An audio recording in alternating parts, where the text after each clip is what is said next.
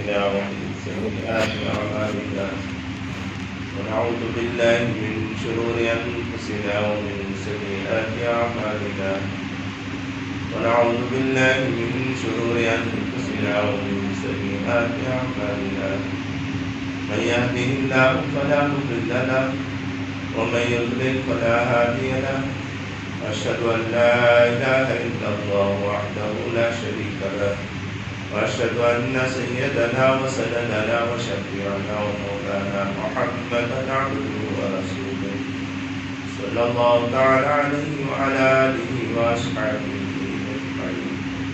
أما بعد فأعوذ بالله من الشيطان الرجيم. بسم الله الرحمن الرحيم. إن كنتم تحبون الله فاتبعوني يحببكم الله ويغفر لكم ذنوبكم والله غفور رحيم. وقال تعالى: لقد كان لكم في رسول الله أسوة حسنة. وقال رسول الله صلى الله عليه وسلم: وأدناها ما تدل هذا عن الطريق، أو كما قال عليه الصلاة والسلام: رب اشرح لي صدري ويسر لي أمري واحلل عقدة من لساني يفقهوا قولي. اللهم صل على محمد وعلى آل محمد كما صليت على إبراهيم وعلى آل إبراهيم إنك حميد مجيد. اللهم بارك على محمد وعلى آل محمد كما باركت على إبراهيم وعلى آل إبراهيم إنك حميد مجيد. محترم معزز سامعین کرام، جیسا کہ پچھلے جمعہ بتایا گیا تھا کہ ربیع الاول کا مہینہ اسلامی سال کا یہ تیسرا مہینہ ہے. اس مہینے کے اندر خاص طور پر نبی اکرم صلی اللہ علیہ وسلم سے مناسبت، ویسے کوئی سال، کوئی مہینہ، کوئی ہفتہ، کوئی دن، کوئی لمحہ نبی اکرم صلی اللہ علیہ وسلم کی یاد سے جڑا ہوا نہیں. ہر ایک چیز جڑا ہوا ہے نبی اکرم صلی اللہ علیہ وسلم سے. خاص طور پر ربیع الاول کا مہینہ نبی اکرم صلی اللہ علیہ وسلم سے جڑا ہوا ہے. جیسے ہم دیکھتے ہیں کہ نبی اکرم صلی اللہ علیہ وسلم اسی مہینے میں پیدا بھی ہوئے، اور نبی اکرم صلی اللہ علیہ وسلم جب مکے سے ہجرت مدینے کی طرف کیے تو وہ مہینہ بھی وہ ربیع الاول کا مہینہ ہی تھا. جب اللہ سے ملنے کا وقت آیا، دنیا سے پردہ فرما جانے کے بعد کا وقت آیا، تو نبی اکرم صلی اللہ علیہ وسلم اسی مہینے کے اندر انتقال کیے. تو اس مہینے کے اندر آپ دیکھے ہوں گے کہ مسلمان بڑے جوش و خروش کے ساتھ نبی اکرم صلی اللہ علیہ وسلم کا نام بھی دیتے ہیں، اور نبی اکرم صلی اللہ علیہ وسلم کا بہت سارے طریقے سے اپنا اظہار عقیدت، جو عقیدت ہے وہ اظہار کرتے ہیں. لیکن ایک بات یاد رکھنا میرے دوستوں، اظہار محبت جب ہم کسی سے کرنا چاہتے ہیں تو جیسا ملے ویسا اظہار محبت نہیں کی جا سکتی. جیسا ملے ویسا اظہار محبت کرنا چاہے تو ایک مثال سے میں سمجھا سکتا ہوں. اب دیکھو، ہم اپنے والدین سے بھی محبت کرتے، اپنے ماں باپ سے بھی محبت کرتے، اپنے بیوی بچوں سے بھی محبت کرتے نہیں کرتے؟ انسان کرتا ہے. اگر کوئی بندہ اپنے بچوں سے جس طریقے سے محبت کی بات کرتا ہے، پیار کی بات کرتا ہے، لاڑ ناز کی بات کرتا ہے، اس طریقے سے وہ آ کر اپنے باپ کو بات نہیں کر سکتا. اگر کوئی بات کرے گا تو کہیں گے کہ یہ نالائق ہے. وہاں بھی محبت ہی ہے لیکن طریقہ بدل گیا ہے. بچوں سے الگ سے پیار کیا جاتا ہے، بڑوں سے الگ سے پیار کیا جاتا ہے۔ اسی طریقے سے میرے دوستو، جب ہم پیار کرتے ہیں، کسی سے محبت کرتے ہیں، تو سب سے پہلے ہم یہ دیکھا جاتا ہے کہ ان کا مقام کیا ہے اور ان کا مرتبہ کیا ہے، اور دوسری چیز دیکھی جاتی ہے ان کی پسند اور محبوب چیز کون سی ہے۔ دو چیزیں دیکھی جاتی ہیں، ایک ان کا مقام و مرتبہ کیا ہے، یہ دوسری یہ دیکھا جاتا ہے کہ ان کی چاہت کیا ہے، ان کی پسند کیا ہے، ان کی محبوب چیز کون سی ہے۔ میرے دوستو، جب ہم نبی اکرم صلی اللہ علیہ وسلم سے محبت کرتے ہیں تو کس طریقے کا محبت کرنا چاہیے، ایک سوال پیدا ہوتا ہے۔ تو اللہ تبارک و تعالیٰ نے قرآن کریم میں ایک جگہ فرمایا کہ لقد کان لکم فی رسول اللہ اسوۃ حسنہ، کہ نبی اکرم صلی اللہ علیہ وسلم کی زندگی جو تمہارے سامنے ہے وہ سارے کے سارے تمہارا نمونہ ہے۔ بس اس طریقے سے ہم محبت بجا لاتے ہیں۔ اور نبی اکرم صلی اللہ علیہ وسلم کیا پسند تھی؟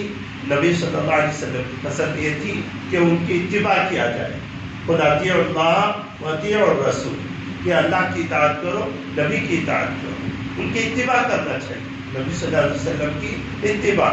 کن چیزوں میں اتباع کرنا چاہیے؟ سارے ہی چیزوں میں اتباع کرنا چاہیے، چاہے وہ پیٹ کا معاملہ ہو، کمانے دمانے کا معاملہ ہو، چاہے وہ کپڑے کا معاملہ ہو، اپنے چہرے مہرے کا معاملہ ہو، لین دین کا معاملہ ہو، کسی سے معاشرت، کسی سے زندگی کرنے کا معاملہ ہو، یہ سارے کی ساری چیزوں میں نبی صلی اللہ علیہ وسلم کا اسوہ ہمارے لیے نمونہ ہے۔ ہم نبی اکرم صلی اللہ علیہ وسلم کو اسوہ کو لے کر ہم جیسا چلیں گے اتنا ہی ہمیں بابرکت ہوگی، اور دنیا میں ہم نبی اکرم صلی اللہ علیہ وسلم کی جتنی نقل ہم اتاریں گے۔ یہاں پہ ایک بات میں بتا دینا چاہتا ہوں، اگر ایگزام ہال میں کوئی چیٹنگ کرا، کاپی کیا، نقل کیا، دوسرے سے نقل کیا، تو کیا کرتے ہیں؟ ایگزام ہال سے اس کو باہر کرتے نہیں کرتے۔ ہم سب بچوں سے ہی پڑھے ہوئے ہیں، ہم سب اسکولوں میں، کالجوں میں، مدرسوں میں پڑھے ہوتے ہیں، ہے کہ نہیں؟ ہر جگہ امتحانات ہوتے ہیں، تو جیسے ہی وہاں پہ کچھ بھی خود کورج آ جاتا ہے تو فوراً اس کو باہر کر دیا جاتا ہے۔ لیکن ایک نقل ایسی ہے میرے دوستو دنیا کے اندر کہ وہ نقل ہم اتار لیں گے تو میرے دوستو دنیا تو کامیاب، آخرت تو کامیاب ہے ہی، دنیا میں بھی ہم کامیاب ہو جائیں گے، دنیا میں بھی ہمارا نام روشن ہو جائے گا۔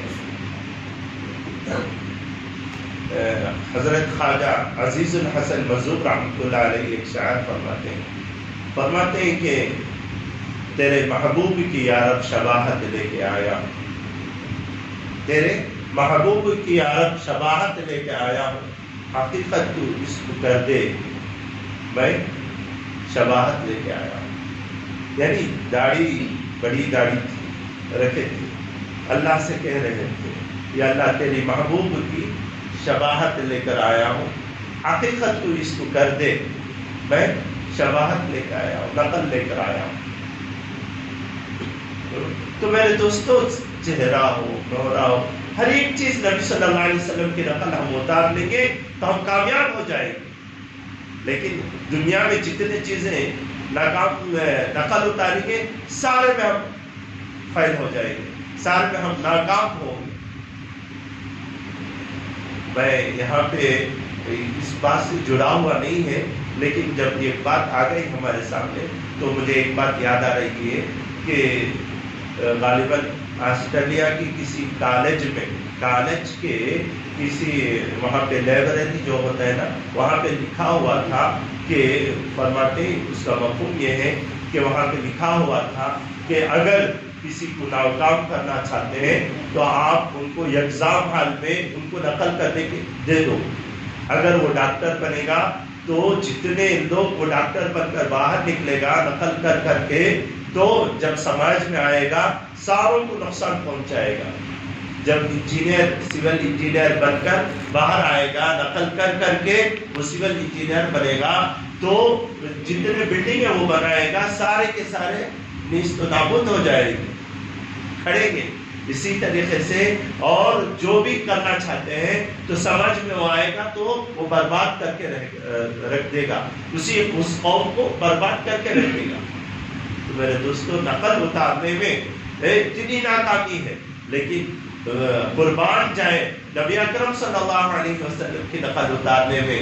نبی اکرم صلی اللہ علیہ وسلم نے جس طریقے سے کیا تھا اس طریقے کرنے میں ہمیں دنیا میں بھی کامیابی، آخرت میں بھی کامیابی، دونوں جہاں میں ہم خوش و خرم رہیں گے اور بہت خوش رہیں گے میرے دوست۔ ہاں، تو میں بتا رہا تھا کہ حضرت نبی اکرم صلی اللہ علیہ وسلم یہاں تک فرمائے کہ جو بھی چیز ہو اللہ کے نبی صلی اللہ علیہ وسلم کی نقل ہوتا ہے۔ جیسے حضرت اماں عائشہ صدیقہ رضی اللہ تعالیٰ عنہ فرماتی ہے کہ جب نبی اکرم صلی اللہ علیہ وسلم رات کے وقت گھر کو آتے تو اس طریقے سے سلام کیا کرتے کہ جاگنے والا ہو تو سلام کا جواب دے، سونے والا ہو تو جاگے نہیں۔ یہ طریقہ سلام۔ اور ایک مرتبہ نبی اکرم صلی اللہ علیہ وسلم صحابہ کو دیکھا کہ اوپر چڑھتے نا، سیڑھیوں پر چڑھتے نا، تو اوپر چڑھتے ہوئے اللہ اکبر کہنا ہے، تو صحابہ ذرا بلند آواز سے اللہ اکبر اللہ اکبر اللہ اکبر کہتے جا رہے تھے۔ تو نبی اکرم صلی اللہ علیہ وسلم نے فرمایا نہیں، تم جسے پکار رہے نا وہ نہ ہی کیا ہے مکہ ہے، نہ ہی گھوڑا ہے، وہ تو سننے والا ہے، چھوٹی سی چھوٹی بات کو سننے والا ہے، بڑی سی چھوٹی سی چھوٹی چیز کو دیکھنے والا ہے، تم کیوں ایسا پکارتے ہو؟ آرام سے پکارو۔ اور نبی اکرم صلی اللہ علیہ وسلم جب دیکھتے کہ کوئی قرآن، ایک مرتبہ نبی اکرم صلی اللہ علیہ وسلم اعتکاف میں ہے، صحابہ بھی اس میں اعتکاف میں تھے، تو صحابہ آ کر ہے نا زور زور سے قرآن پڑھ رہے تھے۔ نبی اکرم صلی اللہ علیہ وسلم نے اعتکاف کا پردہ اٹھایا اور فرمایا کہ تم آ کر ہے نا کیا کرتے ہو؟ اتنا زور سے پڑھنے کی ضرورت نہیں ہے، جس کا کلام تم پڑھ رہے ہو نا انہیں سننے والا ہے، دیکھنے والا ہے۔ ہر چیز میں اعتدال نبی اکرم صلی اللہ علیہ وسلم نے لے آئے۔ ہاں میرے، ایک مرتبہ حضرت ابوبکر صدیق رضی اللہ تعالیٰ عنہ کو دیکھا، تہجد کے وقت میں نبی اکرم صلی اللہ علیہ وسلم ادھر سے گزر رہے، حضرت ابوبکر صدیق رضی اللہ تعالیٰ نماز پڑھ رہے اور آواز تھوڑی سی بھی نہیں، اور آگے گئے تو دیکھا کہ حضرت عمر رضی اللہ تعالیٰ قرآن نماز پڑھ رہے، تہجد کی نماز پڑھ رہے، اس میں زور زور سے قرآن پڑھ رہے۔ حضرت ابوبکر صدیق کو بلایا، پوچھا بتاؤ آپ نماز پڑھ رہے تھے تو قرآن کیوں آہستہ آواز سے پڑھ رہے تھے؟ انہوں نے کہا میں جس ذات کو سنا رہا تھا وہ میرے حالت کو دیکھنے والا تھا، میں کیوں زور سے پڑھوں، میں آہستہ سے پڑھ رہا ہوں۔ نبی اکرم صلی اللہ علیہ وسلم نے فرمایا نہیں، تھوڑا بلند کرو اپنی آواز۔ اور حضرت عمر فاروق رضی اللہ تعالیٰ عنہ سے فرمایا تم کیوں اتنا زور سے پڑھ رہے تھے؟ حضرت عمر فاروق رضی اللہ تعالیٰ عنہ فرما رہے تھے کہ جو سونے والے ہیں وہ جاگ جائے اور شیطان بھاگ جائے۔ تو نبی اکرم صلی اللہ علیہ وسلم نے فرمایا اے عمر ایسی بات نہیں ہے، بلکہ تم تھوڑا دھیمی آواز میں، اعتدال، درمیانہ میں لائے نبی اکرم صلی اللہ علیہ وسلم۔ اور اپنی بیویوں سے زندگی گزار کے بتایا۔ نبی اکرم صلی اللہ علیہ وسلم نے فرمایا خیرکم خیرکم لأہلی وانا خیرکم لأہلی، کہ تم میں کا بہترین وہ ہے جو تم میں کا بہترین اپنے گھر والوں کے لیے ہو، اور میں اپنے گھر والوں کے لیے سب سے بہترین آدمی ہوں۔ میرے دوستو، یہاں پہ تھوڑا سوچنے کی بات ہے کہ ہم باہر والوں کے لیے بہت بڑے محدث بھی نظر آ سکتے ہیں، کسی کو بہت بڑے مفسر بھی نظر آ سکتے ہیں، کسی کو بہت بڑے مقرر بھی نظر آ سکتے ہیں۔ ہم دوسروں کے سامنے بہت بڑے پروفیسر دوسروں کے سامنے ڈاکٹر، انجینئر اور بہت کچھ ہم نظر آ سکتے ہیں، لیکن گھر والوں کے لیے نہیں۔ گھر والے نا ہماری زندگی ہماری کھلی کتاب کی طرح وہ دیکھتے ہیں۔ میرے دوستو، کسی نے سچ کہا کہ اگر ہمارے بچے، ہمارے اولاد جن کو عقل اللہ تعالیٰ نے سمجھ عطا فرما دیا، یعنی وہ 15-20 سال کے ہو گئے تھے، ویسی اولاد ہے ہماری، وہ اولاد اگر ہماری نقل اتارتی ہے تو سمجھو کہ وہ اگر ہم سے خوش ہے۔ اگر وہ ہماری نقل چھوڑ کر دوسروں کی نقل اتارتی ہے تو وہ یہ سمجھتی ہے کہ میرا باپ صحیح نہیں ہے، میں وہ صحیح آدمی ہوں، میں اس کی نقل اتاروں۔ آج کتنے لوگ ہیں ہمارے گھروں میں، ذرا سوچنے کی بات ہے کہ ہمارے بچے ہماری نقل اتارتے نہیں اتارتے۔ چھوٹے بچے ہیں، کسی نے کہا نا کہ جب 5 سال کا ہوتا ہے بچہ تو کہتا ہے کہ میرے باپ کون ہے، بولا میں فادر اس گریٹ، بہت اچھا، میرے باپ کی طرح کوئی ہو ہی نہیں سکتا۔ 10 سال کا ہوا تو باپ کیا کہتا ہے، بچہ کیا کہتا ہے، میڈم دوستوں سے، اپنے دوستوں سے، میرے ابو تو اچھے لیکن ڈانٹتے رہتے۔ جب 15 سال میں ہو جائے سیدھا ابو سے تو کہنے کے واسطے ہمت نہیں ہوتی، امی کا بولتا امی نو بہت کچھ میرے پیچھے پڑے رہتے، دیکھو میری بات کو آؤں کو بولتے۔ جیسے ہی 20 سال کا ہوتا ہے تو کوئی بولتا ہے کہ تمہارے ابو کہاں جی ہیں، تمہارے ابو سے ہم بات کرنا چاہتے ہیں، تمہیں ملاؤ، تو ذرا ہنس کے بولتا میں ہمارے ابو سے کوئی بات نہیں کرتا۔ لیکن پھر انہیں کب پلٹتا، مطلب جب اسے بچے ہو جاتے ہیں، اسے جب بچے ہوتے ہیں جب انہیں پلٹتا، میرے ابو جو کرتے تھے میرے ساتھ بہت صحیح کرتے تھے۔ جب تک اسے بچے نہیں ہوتے اس وقت تک انہیں نہیں سمجھتا، اس وقت تک انہیں غلطی سمجھتا رہتا ہے۔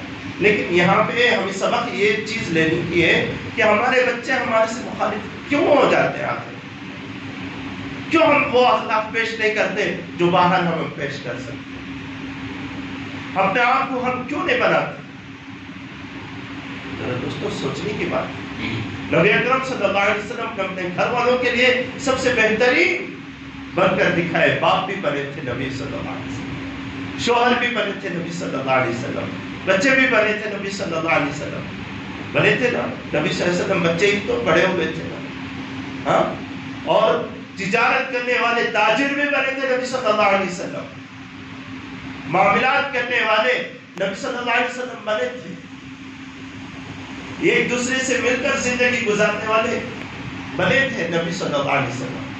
میرے دوستو، ایک آدمی ہے نا جو معاشرے میں، سماج میں، لوگوں کی زندگی میں اگر وہ جینا سیکھ گیا نا، وہاں کے آداب سب کچھ سیکھ گیا نا، تو وہ بہت اچھا انسان بن کر رہے گا، سارے لوگ اس کو کاپی کریں گے، اس کے پیچھے چلنے والے بنیں گے۔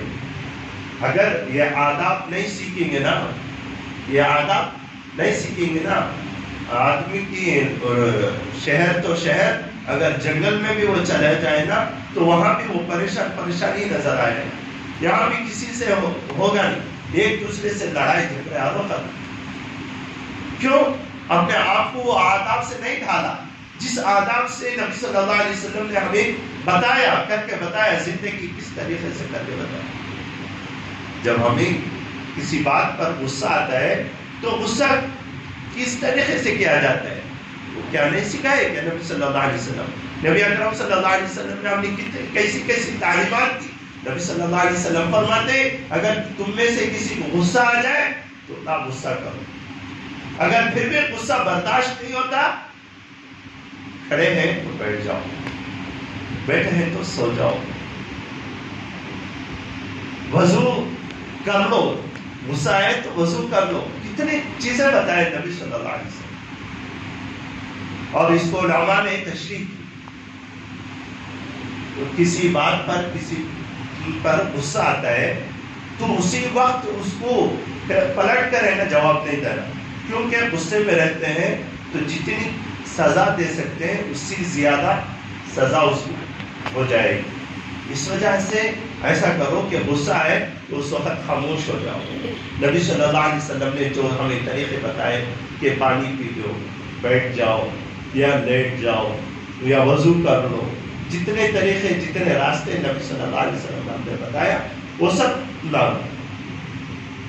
اور اس کے بعد میں جب غصہ ہمارا پورا ہو جاتا، ہمارا غصہ اتر جاتا، صبح کو ہو تو شام. ہمارے امیر کہتے تھے کہ صبح میں غصہ آئے تو وہ غصے کا جواب کب دینا؟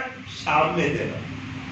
بیوی سے ہو، بچے سے ہو، شاگرد سے ہو، ملنے والے سے ہو، ملنے جلنے والے سے ہو، کسی سے بھی ہو، ان کو اسی وقت نہیں بتانا، دوسری مجلس میں انہیں بتانا بھائی فلاں جو تمہیں قصہ کرے گا وہ غلط تھا،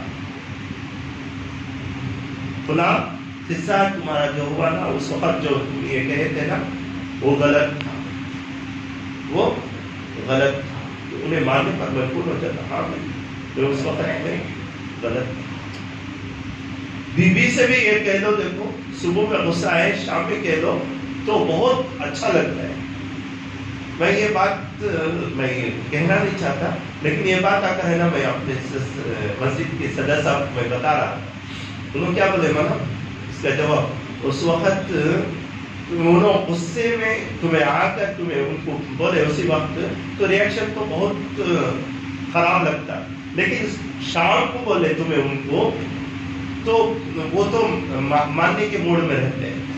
اور اگر وہ نہ مانے بھی تو ہمارے صدر صاحب فرما رہے تھے کہ اگر نہ مانے تو ہمارا غصہ چونکہ نہیں رہتا نا تو وہاں پہ لڑائی ہی نہیں ہوتی. علماء کرام نے ہمیں بتایا ہے کہ غصہ کس طریقے سے لیا جاتا، کس طریقے سے اس کو کنٹرول کیا جاتا. ہمیں ہر وقت غصہ غصہ غصہ یہ نامناسب. تو نبی اکرم صلی اللہ علیہ وسلم نے اپنے گھر میں بتایا کہ خیرکم خیرکم لأہلی وانا خیرکم لأہلی. بیوی زندگی میں، زندگی کی بات تو ہر کوئی محبت کرتا ہی کرے دوست، دشمن ہے نہیں، دشمن بھی زندگی میں تو کیا بھی کرتا نہیں، زندگی میں تو نقصان پہنچانے کے موڈ میں رہتا ہے. جیسے ہی ہماری زندگی ہمارے بدن سے ہماری روح نکلتی نا اس وقت ہے نا ہمارے چہرے سے چادر اٹھا کر انہیں بھی رو پڑتا، دشمن بھی رو پڑتا ہے، دشمن بھی رو پڑتا ہے، ہماری بیوی بھی رو پڑتی ہے جب ہمارے جسم سے جان نکل جائے.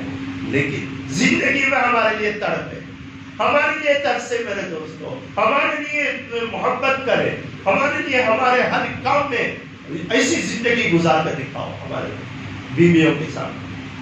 اور ایک میں مثال دیتا ہوں، نبی اکرم صلی اللہ علیہ وسلم، ہم اور آپ سمجھتے ہوں گے کہ ہمیں موت آئے تو کب آئے میرے دوستوں؟ جیسا کسی شاعر نے کہا کہ اے موت جب تو آئے تو سجدے میں آنا، جب میں سجدے میں ہوں جب تو آنا، تاکہ مجھے جانے میں مزہ آئے تجھے آنے میں مزہ آئے. لیکن موت آنے میں بھی مزہ آئے مجھے جانے میں بھی مزہ آئے، تو سجدے میں آنا. ہمارے نبی اکرم صلی اللہ علیہ وسلم سے بڑھ کر کس کا مقام و مرتبہ ہے دنیا میں میرے دوست؟ اللہ کے پاس اگر کسی کا مقام ہے تو وہ نبی اکرم صلی اللہ علیہ وسلم کا مقام ہے. اللہ چاہتے تو نبی اکرم صلی اللہ علیہ وسلم کو سجدے کی حالت میں روح قبض کرواتے. نبی اکرم صلی اللہ علیہ وسلم سے اجازت مانگی جا رہی ہے کہ آپ کی جان نکالے کہ نہیں نکالے، آپ کی روح نکالے کہ نہیں نکالے. اجازت پوچھ کر نبی صلی اللہ علیہ وسلم اس وقت بول سکتے تھے، کہہ سکتے تھے کہ میں نماز میں رہوں اور سجدے میں رہوں، اس وقت مجھے آ کر رہنا میری جان میری روح نکالنا. لیکن نبی اکرم صلی اللہ علیہ وسلم نے کیا کہا؟ آپ حدیث پڑھتے ہوں گے، حدیث پڑھتے ہوں گے، بخاری شریف کی حدیث سنی ہوگی. نبی اکرم صلی اللہ علیہ وسلم کے بارے میں اما عائشہ، حضرت عائشہ صدیقہ رضی اللہ تعالیٰ عنہ بڑے فخر کے انداز میں کہتی ہے کہ نبی اکرم صلی اللہ علیہ وسلم کی روح جب نکلی نا،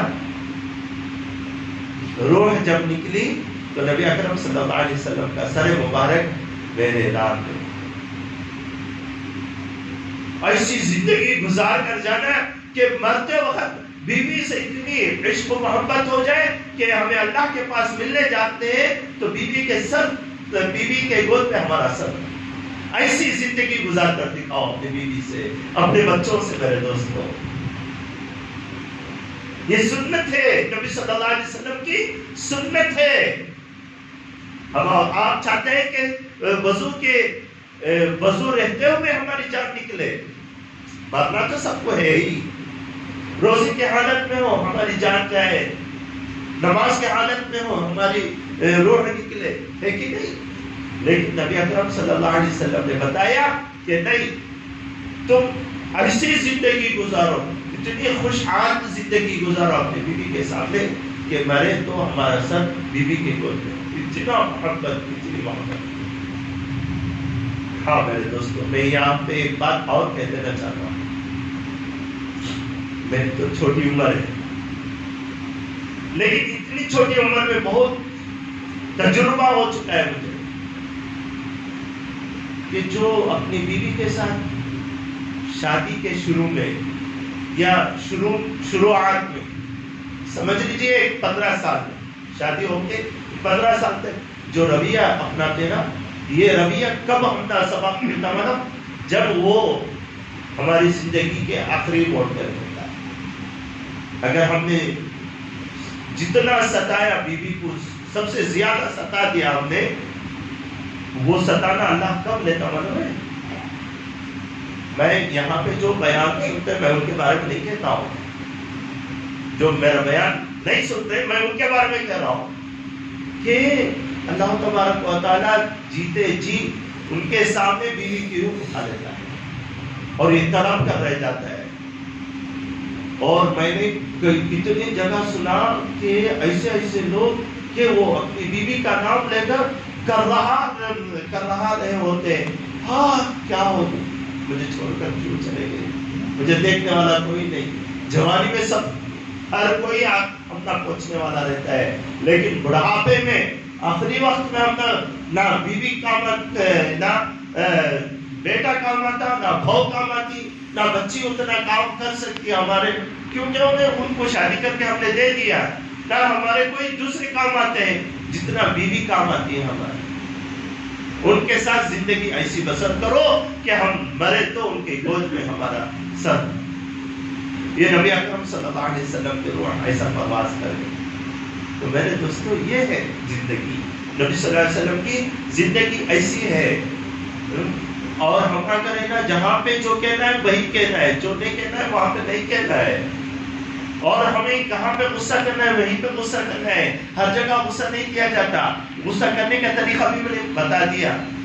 تو میرے دوستو، ہم اگر ہے نا جتنا نبی صلی اللہ علیہ وسلم کی زندگی کو ہم اپنے طور پر اپنائیں گے، اتنا ہی ہماری زندگی خوش نما ہو رہے گی، خوش رہے گی۔ اللہ کرے ہمیں بھی ایسی زندگی نصیب ہو جیسی زندگی نبی صلی اللہ علیہ وسلم نے کر کے بتایا، اپنے بیویوں کے ساتھ بھی، اپنے بچوں کے ساتھ بھی، اپنے بڑوں کے ساتھ بھی، اپنے چھوٹوں کے ساتھ بھی، ہم اپنے رشتہ داروں کے ساتھ بھی، اپنے غیر رشتہ داروں کے ساتھ بھی، اپنے صحابہ کے ساتھ بھی کر کے بتایا۔ ایسی زندگی ہمیں نصیب کرے۔ اللہ تبارک و تعالیٰ ہم کو عطا فرمائے۔